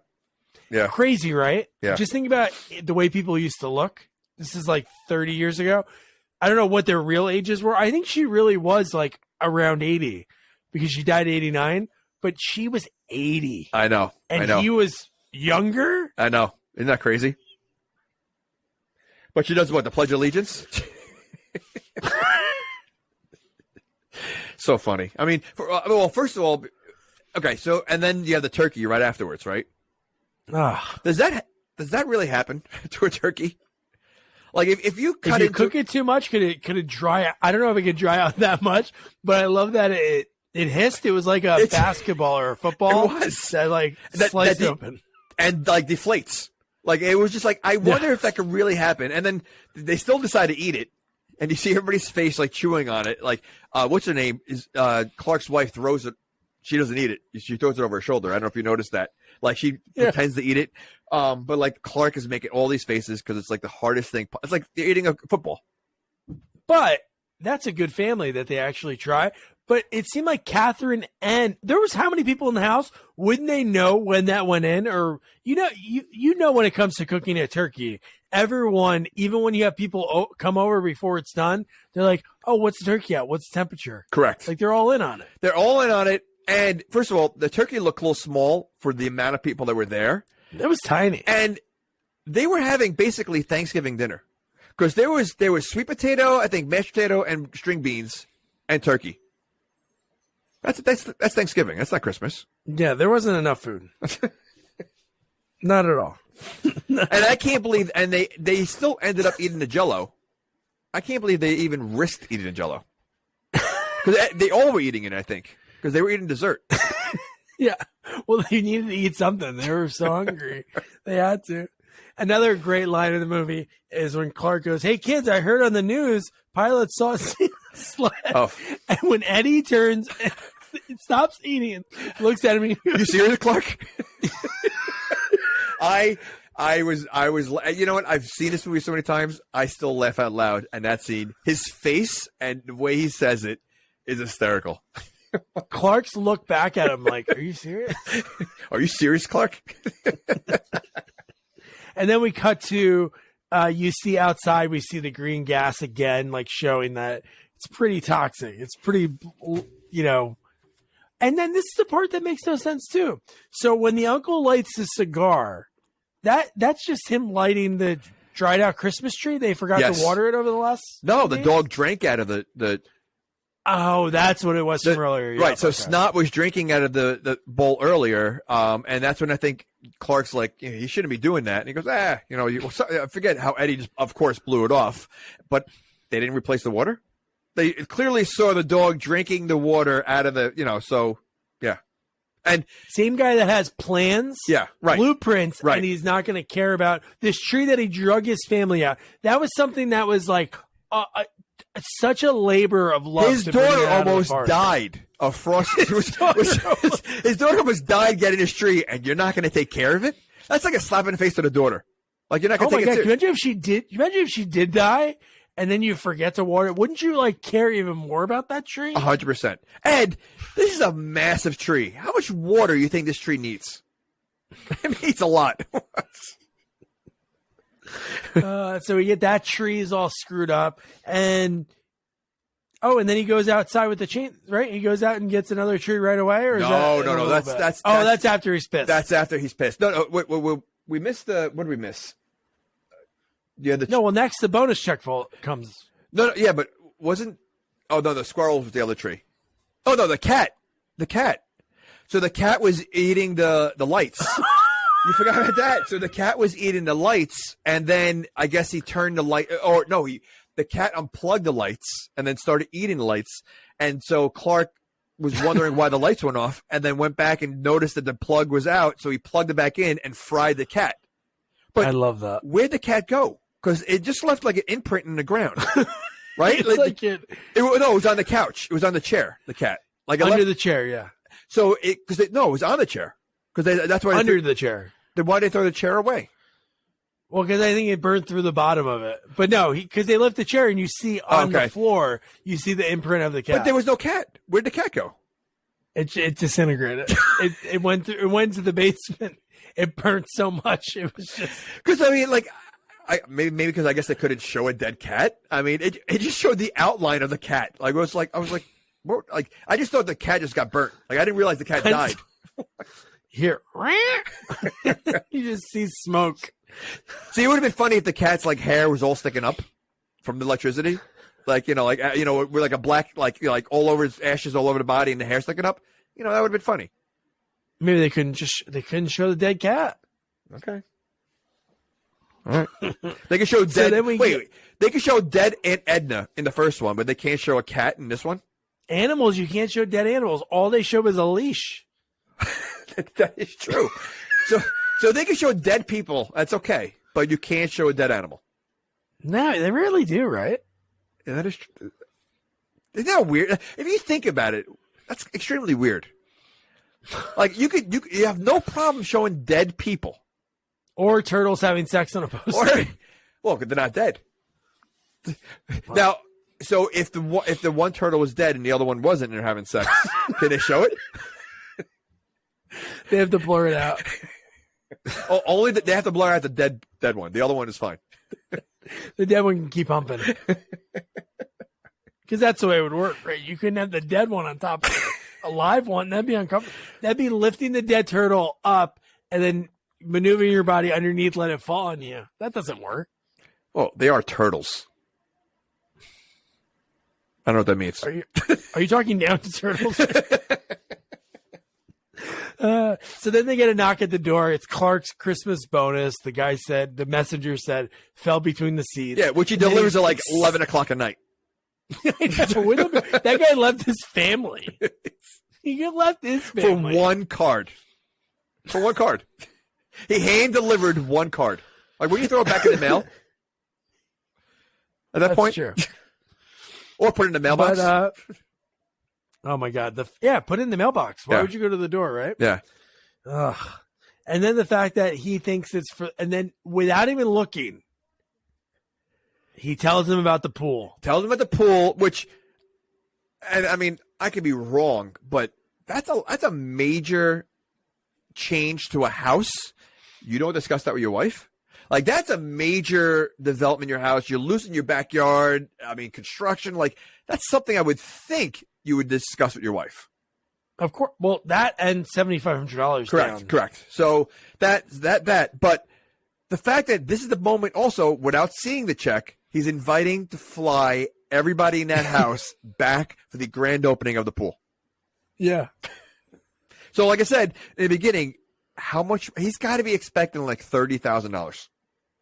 Because he has to be. Right. Because that's going to cover, you're talking about airfare and the pool and everything else. That's, $25,000, $30,000. That's a big bonus. That's a big. It is. And he doesn't work in sales, right? Like, what does he do? Does he work in sales? He's a scientist. He's a food additive. Yeah, because he writes that report for Brian Doyle Murray to tell him about, like, the new. Yeah. Okay, so that's a big bonus. All right. That is way too big. And then the fact that it's the Jelly of the Month Club and Cousin Eddie. Ooh, that's the gift that keeps on giving. You know, this reminded me of, you weren't with True Green back then, but when we worked in South Plainfield, I remember Eric telling me this story that at the holiday party, the boss of, I don't want to mention names, but the boss Okay. of the branch comes over to Eric. He opens up his suit jacket. And now Eric at the time had to be about 20 years old, like 19, 20 years old, young kid.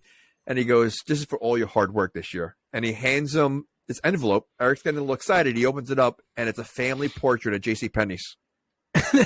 And he goes, "What the hell am I going to do? I'm 19, don't have a family, and this is my gift." It was for a family, like, portrait, something like that. So that's what it reminded me of as soon as I saw that.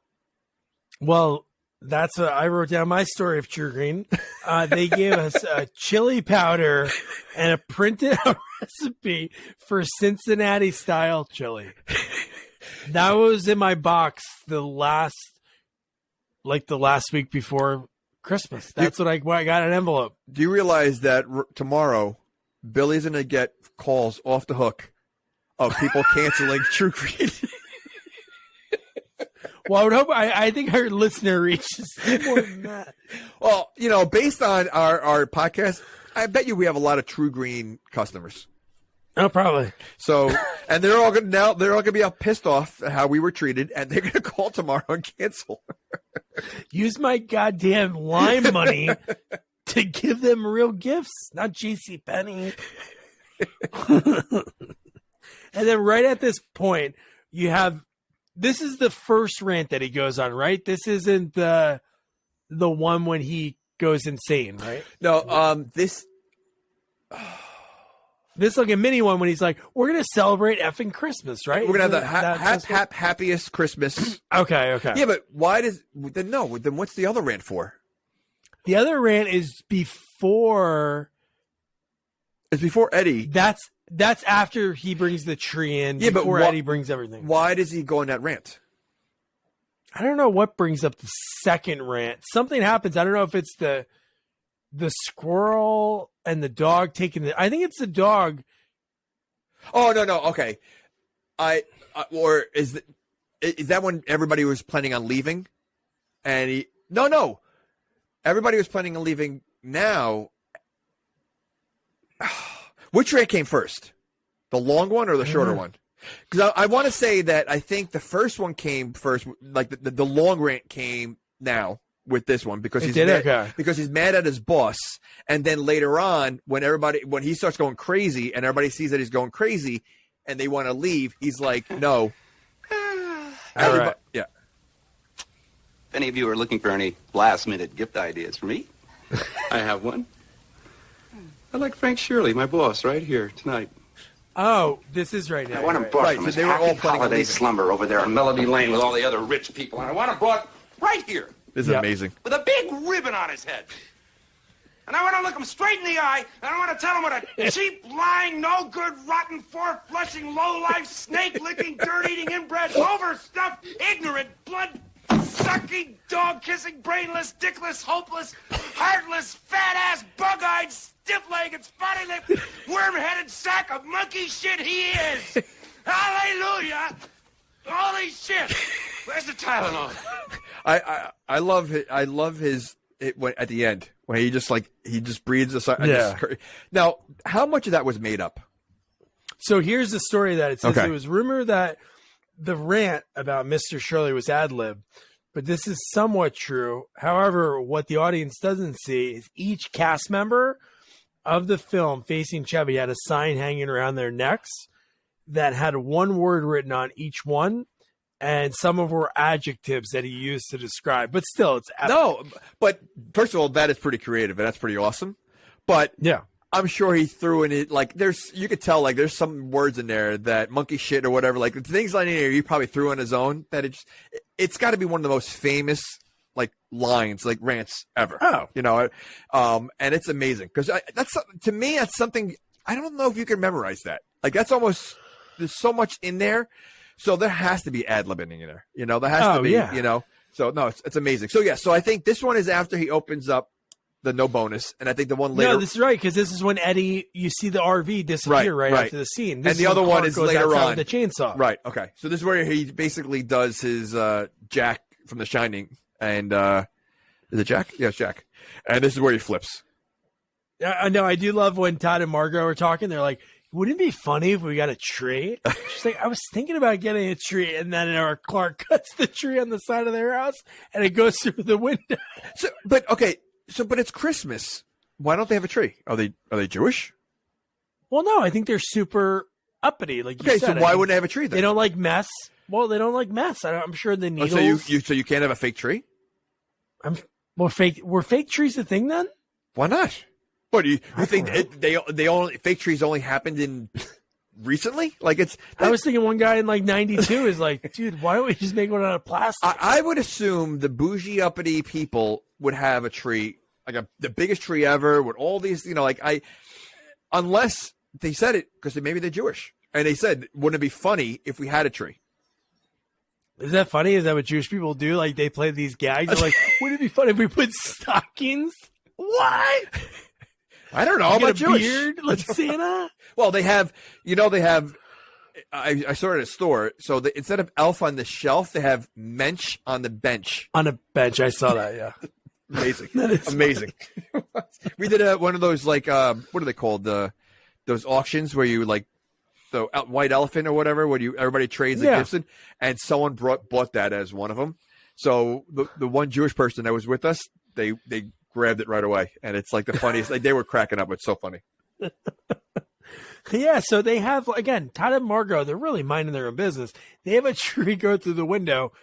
Shouldn't they call the cops? What is confronting the amount of damage that goes on in their house because of Clark is unbelievable. Like they have a lot of damage that they need to fix, and it's all Clark's fault. Dude, when he goes upstairs and I think he's brushing his teeth with the chainsaw on the counter. Yeah. And Ellen tries to calm him down with the little sparky line. And he goes, Ellen, I'm fine. I'm fine. And then as soon as he leaves, he goes, the top of the staircase, the knob, he cuts it off. Dude, he chops. Because it's been broken. So, that's the easy way out. Well, the first sign should have been when he came out of the garage and he's wearing a hockey mask with a chainsaw. Well, that's the first scene. That's the first time he comes out. Because that's like the leather face he's wearing. That's when he says, I'll shove it up your ass. Oh, it's right. Oh, okay. He didn't have it. Yeah. See, I think it would have been funnier if he had it now instead of earlier. Real crazy. Okay. Yeah. Okay. Wait, did you say leather Another face? I said hockey mask. The way he's holding. No, the way he's holding the chainsaw is the first Texas Chainsaw Massacre. Yeah. So then another funny gag. I love the squirrel that's in the tree when you hear the sounds and the dog's chasing it and the squirrel jumps on his back. And I love that he's like, hey, where is it? And then he's running up the stairs while the squirrel's on his back. That was very, I feel like they were freaking out a little too much over a squirrel. I know. I can understand. I don't like mice. And, we had a mouse in the house recently and I made my daughter go get it. Or at least look for it. She didn't go get it. I made her look for it. But I don't like mice. I don't like bats, mice. That would have been scarier because bats, right? You don't know what they're going to do, and you'd be creeped out. A squirrel, and you don't want it in your house. But I don't know if you would freak out. The mother was playing dead on the floor. She was laying on the floor playing dead. They're all screaming, running around. First of all, by you running out of the room because of the squirrel. Now you're not going to know where it is. Wouldn't that be worse? Because now it could be anywhere in the house, and you just don't know when it's going to come out. Wouldn't you want to know where it is? And then what do you say? He goes, she's playing dead. And he goes, I'm going to get the pillowcase and beat it to death or something like that. Is that or because he had the hammer or something? Oh no, him and the dad are looking at each other, and it's like you put it on top. No, but he told his wife, I'm going to get it. He goes, or she said, you're going to beat it to death or something like that. Like, that's your way of getting it out, to beat it to death? And then this is at the same time this is going on. Todd and Margaret are outside, and she's like, you're not going to go? Fine, I'm going to go to the door. And at that very same time is when Snot sees the squirrel, jumps at it, knocks the door down, and knocks her out. And then he quickly shuts the door. So he literally sees his neighbor getting mauled by a dog, and he basically pretends like he didn't see it, and he shuts the door. I have to assume that's illegal. I don't know if your dog starts attacking your neighbor, if you could just pretend like you didn't see it, everything's okay. Well, not even if you saw your neighbor in distress, and even if you saw your neighbor trip and fall and like break his neck, I think you have to do something. You do can't just go back inside. But you're talking about this. You could like at least they broke their neck. It already happened. All right, you know what? You could call an ambulance. Here, you're seeing an attack happen right in front of you. You could stop the dog from making anything worse than what's going to happen to begin with. Like she's going to get her face eaten off. And you're basically going. I mean, it's a Rottweiler, so you're like, you know, she's lucky she's able to walk home, and she does, you know. But he just literally shuts the door and lets the dog maul his neighbor. And Todd's just as bad. How did she get knocked out and like have to crawl home? Because he was already on the couch reading a book. No, because he didn't go. She says you got to go. That's what I mean. Oh yeah, so he didn't go at all. So he's No, they were outside the house. They were outside of the house when they had that argument. No, but Todd didn't walk over. He was at the. Oh, so you're saying he saw the wife get mauled, and he's like, well, no, he was still. They were outside of their house when they made that decision. Right, correct. She goes, "You got to knock on that door." Right. So instead of waiting he just said, "Oh, you're going to handle this. I'm going to go inside." Or maybe he saw her getting mauled, and he's like, "This might be my way out." So he wants to make sure it's done before he went upstairs. Like he was. Well, they were pretty much done anyway. Like they must have been on a rocky relationship, maybe because of the Griswolds. Maybe that was like causing stress. Because when she knocks him out, he must have left. And that was a hard punch. Like she knocked him over the couch. We know she can push, and she can. Yes, she pushes hard. She does push hard. And then this is another one we talked about, the other rant that he does, the happy when he's freaking out, and because everybody wants to leave. And she doesn't want them to at all. That's enough. Well, not for nothing. At this point, you've just gone through everything. You're gonna wait it out. Like you're gonna like. It's not even. I think it's Christmas Eve at this point, right? I think it's Christmas. Right, okay, so it's Christmas Eve. They're gonna leave on Christmas Eve after everything else they've been through. I'm on Clark's side on this one. No, I agree. And I love that it ends with the last line, how could things get worse? And then we cut to seeing Eddie's RV leaving a very nice house. Now, yeah. I mean, first of all, how did Eddie get there? How did Eddie know where it was? How did Eddie know where his boss lived? I mean, unless the letter, which this would make sense, why would the letter be from the boss's residence? But no, that's the only guess I have. Okay, I'm going to say that Eddie doesn't know how to read. That's first of all. So I don't think he's smart enough to put two and two together to look at the envelope and see that's the boss's address. He literally took Clark's word, like for seriousness, of kidnapping his boss. I don't think he should not have found that. He has no GPS. Okay. So even if he does have the address on the envelope, how does he know how to get there? He's not from the area. You know, he doesn't live around the corner. So how would he find his boss's house? I'm sure he can't read a map either. Can't read a map. Yeah. And now the boss is obviously loaded, got a lot of money. He doesn't have an alarm system or anything that Eddie could just walk in there and tie him up and bring him out. Because I'm assuming Eddie wasn't the most quiet doing kidnapping. I wish there was like part of the video of showing the actual kidnapping. I would like to see how he did it. Yeah. How he did it. It's not like he had a gun, right? No, he didn't have a fake weapon, or it's not like he had anything. Yeah. So how did he get inside the house? Because they look like the type of people that would look through a peephole, and they look at him, they wouldn't open the door. Yeah, and he just took him, left the wife, and the wife watched the whole thing. So what did he do to get them? It's not like he had a fake gun. No. Yeah. That is true. How about Clark's dad when he's trying to console his son, and he goes, "Dad, how'd you get through all those holidays? They were so hectic when we were a kid." And he goes, "I got through with the help of Jack Daniels." And you know what? That whole scene, though, was pretty good, though, because it was like there really wasn't a lot of comedy in their conversation. There was like, you know, it was a little tender moment between father and son. You know, it was pretty neat. It was. And then he goes, "Hey, Dad, are you going to read Night Before Christmas?" And he goes, "Nope. It's your house. Yeah. It's your turn to do it." And everything's calm. Everything's Clark's nice. Calm. and he's reading it, and everything's good. And then in the middle of a line, he looks over and he sees outside Eddie and his boss tied up with a giant ribbon on his chest. And again, without a gun and everything else, I just want to know how Eddie did this. And this is Clark's second kidnapping because he kind of kidnapped John Candy in the first one. He did, yeah. So he did. Well, in the second one, his wife gets kidnapped.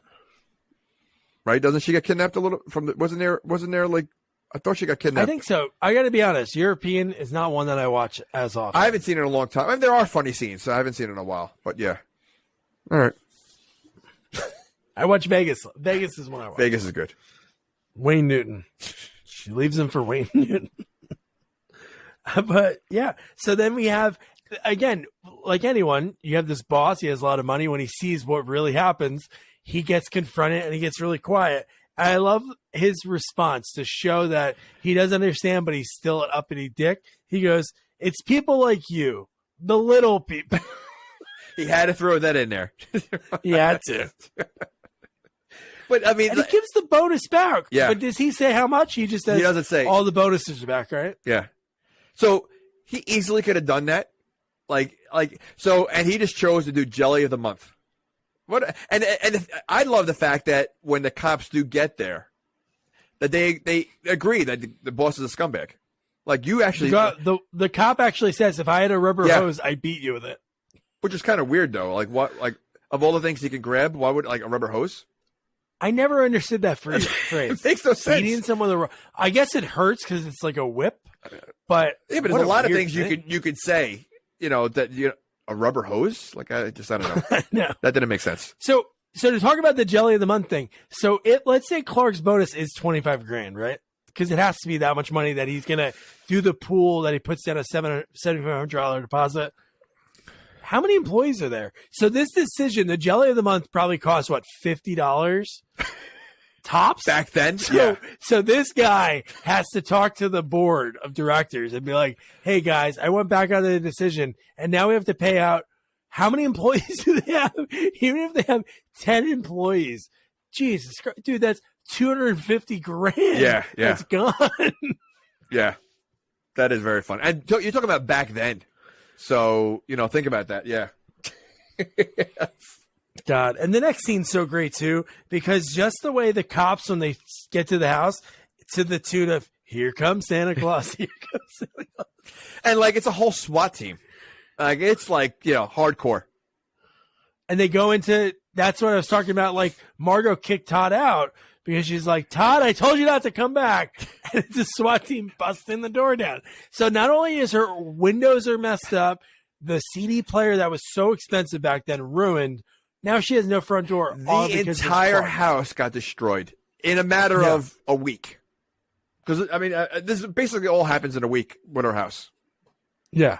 It's amazing. And the line that goes with it, "Merry Christmas to all, and to all a good night." And then that's when the SWAT team busts into the window. And they tells everybody to freeze. And I love Beverly D'Angelo. That had to be, I bet you that was ad-libbed. And with her hand on it? Yeah. I don't think that was planned. I think that was, and I'm hoping it's ad-libbed because that's hysterical.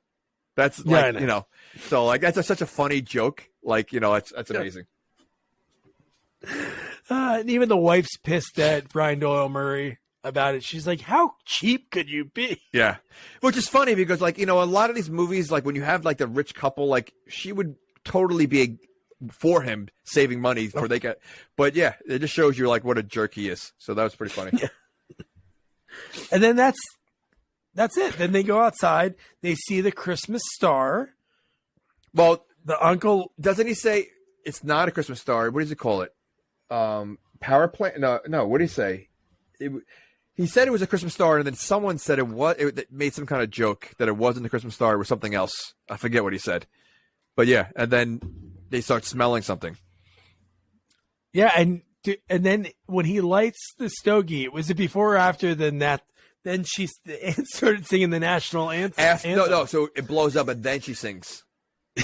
Play ball. And he goes flying, I mean, this guy. So he lights up the tree. So he really is the biggest troublemaker, more than almost anybody, because he almost blows up the house when he lights a cigar. That stupid cigar he has, and then don't forget his toupee fell off at the beginning too, when he first. Yeah, and Clark's like trying to put it on him. Yeah. So this guy almost blows up the house twice, in the front and in the house. How the heck is he living with Aunt Bethany? How are they still alive? Like, I feel like they're just like a murder, blow up, or whatever, waiting to happen. Like, they're accidents waiting to happen. They're like a Mr. Magoo if they were a couple. Like, the fact that whatever they do, I could watch a movie with them. Like, them just doing whatever and everyone else getting hurt, but except them. That's exactly what it looks like. So, but yeah, I mean, but if you think about it, in reality, they're living together. They're lucky to be alive. So, damn lucky. He might be as senile as she is. Oh, he's pretty. He definitely is. And then they see Santa. That's the end of the movie. That's the end of the movie. Santa Claus. And then I do love the panning out of Clark, the way that, like, the camera pulls out and the credits start going. Man, such a great movie. I'm so happy that we were able to cover the greatest Christmas sequel of all time. Yes, you know, and you don't even have to ask me. I for all the fans out there that think I hate every movie, I love this movie. Okay, so there you go. Okay, this is by far this is a movie that I watch every Christmas, every holiday. I watch it every year, and it's funny every single time. You know, it's one of those movies that I think it never ages, and the jokes, as many times you can see it, you're gonna laugh every single time. It's such a classic, a classic movie. I absolutely love it. And we talked about so many of them that still are so funny, and they're so different from John Hughes, like what most people know him for. They're just so. It's just like, you know what, they're jokes. well. I think it's twofold. I think it's one, they're so well written. Like, the comedy minds back then were so different, but I think the other thing is the actors are able to again put more of their, like, Chevy Chase is known for the ad-libbing. Eddie Murphy, Dan Aykroyd, like Bill Murray. Like, I mean, Caddyshack. Bill Murray makes up all that stuff. You know, like, they don't do that today as much as like they did back then, and it just shows. Like, they don't make comedies like they used to. They really don't. You know, and this is just, again, a classic. Yeah, and of course you have to see this movie every year. I'm assuming your order is 2, 4, 1, 3, right? So it's Chris. I'm sorry. Well, not 2. I meant Christmas. 3. So Christmas to Vegas to the first one to the second one. That's your order, right? No, I wouldn't say. I do love Vegas Vacation, so now I guess it would be sort of in that almost. I love Vegas Vacation. I think that one's it is underrated. I just think, to me, the first one is just so classic. Like, I mean, I agree. And I think so. I love the first one. So I would go 1 to Christmas to Vegas to 2. I think I'd probably do that. 2 is funny. I mean, you know, it has its, you know, it's not up there with the other ones, but it's still worth watching. It's still funny. It's still Clark. You know, you got to watch it. I mean, I would say no matter what, you got to watch all of them. They're all great. I got them all on VHS, man. We got to cover all of them. So. Yeah, that'd be awesome. Oh, man. So, yeah, of course you have to watch it. It's a Christmas staple. So, yeah, this is our last sequel of 2021, and we're kicking off 2022 with Batman Forever, a very underrated installment in the franchise, a great cast, and a title track that Seal Kiss from a Rose. But so, come on. Who doesn't know that song? I had the soundtrack on CD. I used to have the soundtrack on Great CD. Soundtrack. There's a lot. I mean, Offspring's on there, and like there's a lot of good songs. But I mean, this is like Jim Carrey's like highlight. You know, like he was so big back then, so you couldn't pick a better Riddler. I mean, he was perfect as the Riddler. I love this movie. It's, you know, I know it doesn't get as much love as the other ones, but I think it's a great movie. Yeah, dude. Just think of who's in it. You know, Val Kilmer, I think, does a great job. Tommy Lee Jones is great as Two-Face. This was the Schumacher. Yeah, he went into making it look more like the colors and go from the darkness to bring it to be more like a comic book. Yeah, like bright, it was great, flashy. So listen, you're going to 2 movies in a row that I like. So we're hitting it banks. I know there's a string of movies that are going to bring me right back down. So let's keep the train rolling right now, at least for the next one. Yeah, Nicole Kidman, she's great in this. And I was lucky enough to interview special effects artist Eddie Yang. Eddie was a sculptor on this movie, and he did some painting during this installment. But he also worked on so many epic movies over the years: Predator, Gremlins 2, Return of the Swamp Thing, and so many more, like Avatar, you name it. And what was really cool was the way his origin story, the way that he wanted to do this so much at such a young age. When he saw American Werewolf in London, he fell in love with the work behind it. And then at the age of 16, he started cold calling and just going to studios. That's awesome. And the story is so great. Then years later, he was able to connect with Rick Baker, work with his studio. So many great stories about that. So don't forget to review, rate, share our podcast. Follow us on all social media at Sequels Only. And don't forget to check out our website, sequelsonly.com. Good night. Good night.